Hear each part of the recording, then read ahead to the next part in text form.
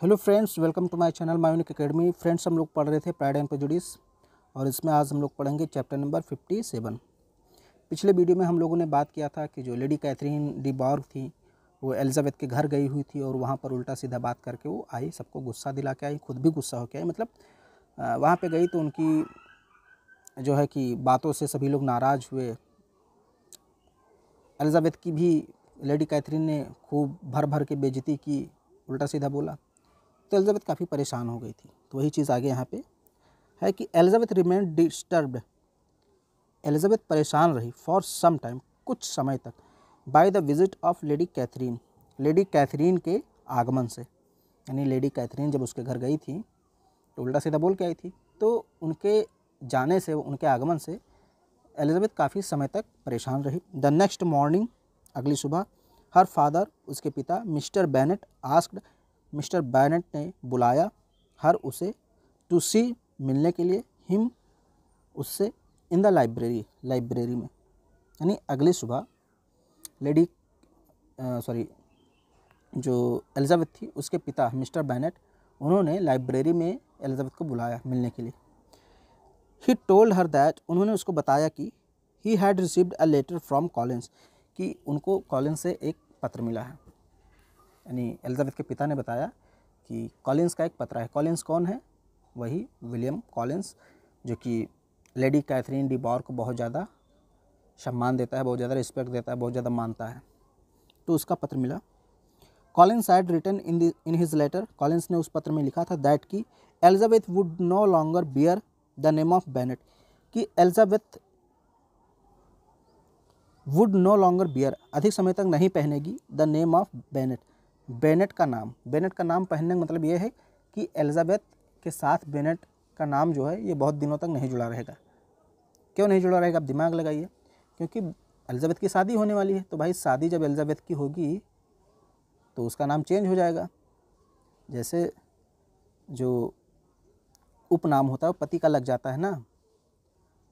जैसे Charlotte Lucas जो थी, तो जब विलियम कॉलिंस के साथ उसका विवाह हो जाता है तो मिसेस कॉलिंस या मिसेस कॉलिंस हो जाती है, मतलब पति के साथ नाम जुड़ जाएगा एलिजाबेथ का। तो इसीलिए कॉलिंस यहाँ पे कह रहा है पत्र में कि शीघ्र ही एलिजाबेथ के नाम के साथ जो बेनेट अभी लगा ये हट जाएगा और बेनेट की जगह कुछ और आ जाएगा, यानी जिससे शादी होगी उसका आ जाएगा। He had warned against going hastily into the marriage which had not been approved by Lady Catherine. आप देखिए क्या कहता है। ही हैड वार्नड, उसने चेतावनी दी थी, अगेंस्ट के खिलाफ, किसके खिलाफ? गोइंग, जाने के, हेस्टली मतलब जल्दी से, इनटू द मैरिज, शादी, यानी जल्दी से शादी करने के खिलाफ चेतावनी दी थी। विलियम्स जो था, कॉलिंस जो था, वो जो है उस पत्र में चेतावनी देता है लेडी कैथरीन को, एलिजाबेथ को, कि आप जल्दीबाजी में शादी मत कीजिएगा। Which had not been approved, जिसको अप्रूवल न मिले, जिसको स्वीकार्यता न मिले, by lady Catherine, lady Catherine के द्वारा। मैंने बताया था कि ये जो कॉलिंस है ये कुछ ज़्यादा ही मानता था लेडी कैथरीन को। तो इसने चेतावनी दिया कि अगर लेडी कैथरीन नहीं चाहती हैं कि तुम डार्सी से शादी करो तो मत करना। मतलब लेडी कैथरीन, डार्सी एक प्रकार से संबंधित थे, दोनों चाचा भतीजे थे। तो विलियम कॉलिंस जो था ये लेडी कैथरीन को बहुत ज़्यादा मानता था। तो ये चाहता था कि एलिजाबेथ वही करे जो लेडी कैथरीन कह रही हैं। तो इसने पत्र लिखा एलिजाबेथ को कि देखिए एलिजाबेथ जी, लेडी कैथरीन जो भी कहेंगी वही होगा, उनके इच्छाओं के खिलाफ मत जाइएगा, जल्दीबाजी में डार्सी से शादी मत कर लीजिएगा। वही चीज़ यहाँ पे लिखा हुआ है।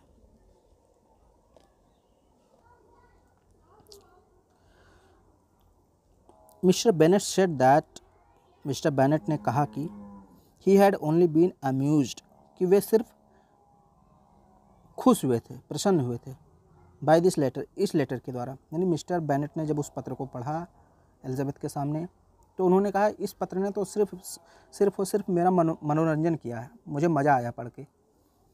ही कुड नॉट बिलीव, वो विश्वास नहीं कर सकते थे, दैट कि Darcy would never marry his daughter, कि Darcy would ever marry his daughter, कि डार्सी उनकी बेटी से शादी करेगा।